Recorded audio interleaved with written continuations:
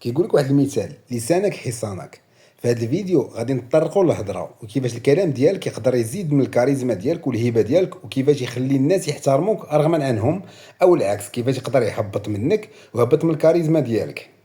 في الفيديو اللي قبل هضرنا على المظهر وعلى العلاقه ديالو بالكاريزما، وكيفاش الناس كيحطوك فواحد المقام كبير بلا ما تهضر نتايا. وسبق ليك تلاقيتي بشي واحد ولا شي وحده عنده طاقه زوينه وكيبان محترم وعنده كاريزما، ولكن اون فوا كيهضر ولا كتناقش مع شي موضوع كتقول كون غاسكت، كيولي يبان لك المستوى العقلي ديالو ماشي بحال اللي تصورتي في الاول. داكشي علاش خاص تعرف امتى تتكلم، والاهم خاص تعرف امتى تبقى ساكت. داكشي علاش خصك تكون مطلع المهارات ديال التواصل. يعني الا كنتي باغي تقول شي نقطه واش غادي تقولها بواحد الطريقه فيها بزاف ديال الترتاره والهضره اللي ما عندها حتى شي معنى، ولا غادي تقولها بواحد الطريقه ديال ستريت تو ذا بوينت، يعني مباشره الى النقطه المهمه. لسانك ملي كتهضر واش كيبينك انسان واثق من راسو عارف كيقول وعنده مصداقيه في هضرته، ولا غير انسان كيدوي غير باش يدوي وعنده ازيتاسيون في لو طون ديال هضرته ومتردد وفيك حيره وكتأتأ. ثق بيا، مهم جدا تخدم على مهارة التواصل، خصوصا ملي كتكون في اجتماعات ولا كتكون مع شي جروب ولا خص تبريزونطي شي حاجه. واسمع، الا كنتي باغي تطور من المستوى والجوده ديال المفردات اللي كتستعمل كل نهار وتزيد الباكاج ديالك، خاصك تقرا.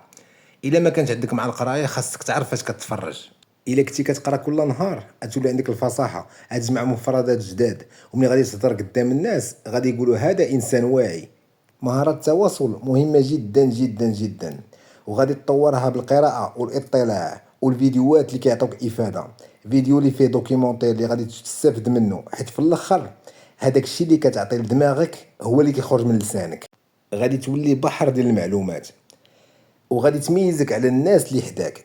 انت الا كنتي خدام شحال كتخدم 8 السوايع، هذوك اللي حداك حتى هما كيخدموا 8 السوايع. الا كنتي كتقرا 8 السوايع اللي معاك حتى هما راه كيقراو 8 السوايع.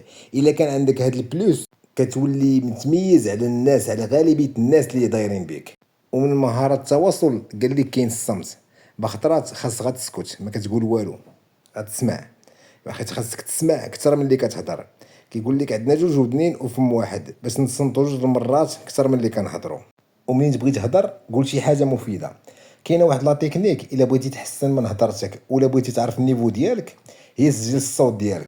منين تكون جالس مع خوك ولا صاحبك جبد التليفون، خدم لونغيستخور وحطو حداك، وتصرف تلقائي، هضر كيما موالف كتهضر. تدوز ساعه ولا ساعتين ولا حتى الغد ليه، وجبد لونغيستخومون وعاود تصنت ليه. سمع هضرتك، سمع ردود الافعال ديالك، سمع المصطلحات اللي كتخدم. ربما تكتشف بان كاين شي ردود فعل كديرهم ما كيعجبوكش، ولا شي مصطلحات كتخدمهم حتى هما ما كيعجبوكش. غادي تبدا ترومبلاسيهم بشويه بشويه حتى غتلقى النيفو ديالك غادي وكيطلع. وما تنساش واحد القضيه: لكل مقام مقال. دونك سجل، غتكتشف الاخطاء ديالك وصلحهم. غادي تكتشف من بعد 2 سيمانات ولا شهر وليتي كتهضر بكل اريحيه وبكل ثقه، والناس اللي كيعرفوك غادي يلاحظوها. هادشي اللي غادي يزيد من الهبه ديالك ومن الكاريزما ديالك في الهضره، وغادي يولي عندك افونتاج على اغلبيه الناس. الى الفيديو عجبك ما تنساش دير لايك وتابونا في لاشين باش يوصلك المزيد. شكرا على وقتكم.